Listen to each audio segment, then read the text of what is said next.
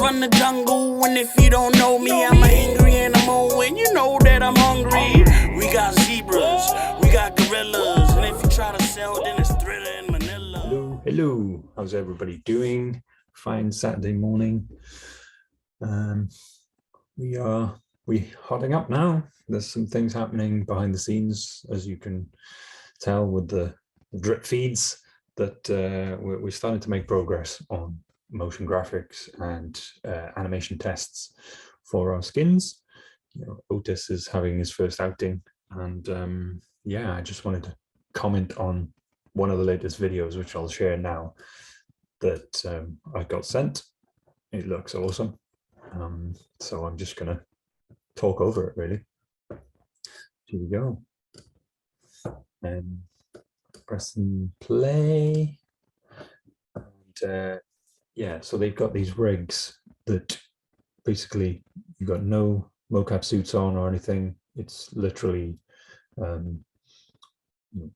cameras and sensors detecting all sort of bipedal movements on the character, and then mapping that with this system, motion builder, to the performance of the person involved. And it's just wicked to see. This is the room, as you can see in the far right hand corner, and the sort of infrared sensors at the top of the screen, that, you know, each sort of gesture and movement of the person without the suit on and stuff is recorded in the computer, which is superb for an actor's performance, because they have, you know, complete freedom to move around. They're not restricted by the suits, or, you know, get overheated and stuff inside the headsets. And that may be a little bit different when it comes to voice performance, sync with mouth and voice performance, but all the same, you know, we're testing. This is great to watch, but it's also good for us to look at some blemishes in the character, as you can see then. So I'll just move it backwards a bit. You see on his shirt there are some blemishes where you can see the purple come through, and that's something for us to observe and figure out how we avoid that. Essentially, this entire character is one complete mesh, but I think we need to have the shirt, or the basketball shirt over the top. We need to have that as a separate layer, or a separate mesh, so that it can move around and have the freedom of a cloth mesh to work with. I'm just looking at that post. That is so cool. Just, yo, brilliant. It's just very gratifying to see your characters in 3D moving around. Yeah, very exciting. Model and the trainers and everything so far is looking awesome. We've got some additional layers and mouth movements and gestures we need to figure out, and that's what's going to come in the week. So we're going to have the guys produce these separate morph targets, so different face shapes, and we're going to send them to Flinders, and they will in turn do a facial study. So we're going to do some facial movement studies. Once all that is complete, I think we'll have a full performing character to play with. Don't forget, this is real time in terms of performance, but not necessarily real time. You can't do it live as such, because it's Unreal Engine and it's motion builder. What you tend to see is the performance and the actors, all of those points on the character, the joints and the skeletal structure, is all recorded and then processed. So it's post-processed. I don't think we'll get to a point where there's an actual live recording with this, because this is for movie performance related experiences. The other thing I'm noticing as well is, which is great to see it in movement, in motion, is, let's get back in there, ready to go.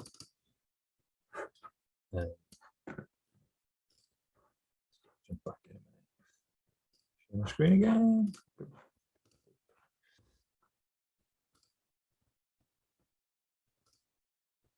Drag to point in time.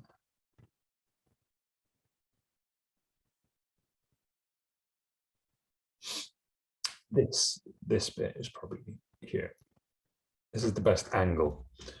And it's good that we're seeing this now. What I'm noticing is that Otis has no genitalia, in the sense that his shorts ride so far up his crotch that they couldn't exist. They would just be disappearing. So the shorts are riding too high, and we're not providing enough space for the anatomy to sit and fit in that space. So I think that mesh needs to be readjusted and dropped lower, so that we've got a bit more of that sort of torso area covered. But this is why we do tests. This is why you do character studies and tests in this early stage, so you avoid any of those complications when it comes into production. Get the facial movements looked and the character studies working, because we might notice that the mouth movements, the jawline and the mouth movements, don't match up with what we're trying to achieve, and also that Otis's snout may actually mask his eyes when it comes to performances. When we come to record sequences of the animations, his snout could be getting in the way. So we need to adjust the head to ensure that the performance can always see the eye line, that when he speaks, that the top jaw doesn't bounce up in the air as if you're like a puppet, as if you're flipping the top jaw open. So lots of things to observe and figure out. You can see some weird wavy lines here in the top as well that we need to equally figure out. And that would be solved by it being a separate mesh that has cloth assimilation on it, that is weighted so that when you move, it moves independently, but it reacts to the underlying torso. So lots to do, but that's why we do these studies. So yeah, pretty cool. In other news, we have our audit from TechRate. They sent us the report. Two things just need to clean up on from an ownable status on the smart contract, and deploy it. So tomorrow I will deploy our smart contract to Polygon, paused. Nobody can mint or anything. It's completely safe, but at least it's there, it's audited, and we have our GitHub PDF public announcement that the Hangry NFT project has been audited successfully by a different auditing company from the one that we were waiting on from Christmas. So happy days. Progressing with the additional layers. Anything else we want to add into? I've got a lovely, great list. Headphones, more jewelry, handheld devices, baseball caps, more baseball caps, shirts, ties, scarves. There's quite a few things that I'd like to include now, because we have that time and the freedom to do so. So yeah, we're motoring along. Our partnerships are growing, and I just want to do a big shout out to Nomads Boulevard, who have reached out, and we are potentially doing some things together. So really super cool community, and love the vibe. Always looking for genuine NFT projects that have a passion and a trustworthy, honest community behind them, which we have. We're whittling out the rubbish and making sure that we have genuine people in our communities. So that's all we want. We just want an honest, good launch, people happy and proud to have been part of this journey. So I'm excited. Still getting for the 22nd, 23rd. That's immovable now. We are launching no matter what. And whether that's we could do an exclusive drop that's 2,000, 3,000, and the FOMO aspect of that, waiting for the next slice to drop in, could be another tactic. But essentially, 22nd pre-sale, 23rd public sale. Boom, let's do it. Other than that, me, Coinburn, the whole TE team need as much support as possible to share far and wide, like, retweet, comment on all of our socials, and if you want to, those personal socials, because we're all sharing So just rally the troops, really. Rally the troops, and let's get the next 2-3 weeks hyped up and get us excited. So yeah, lots to do, but you can see we're builders. We really are just grind builders, and it shows.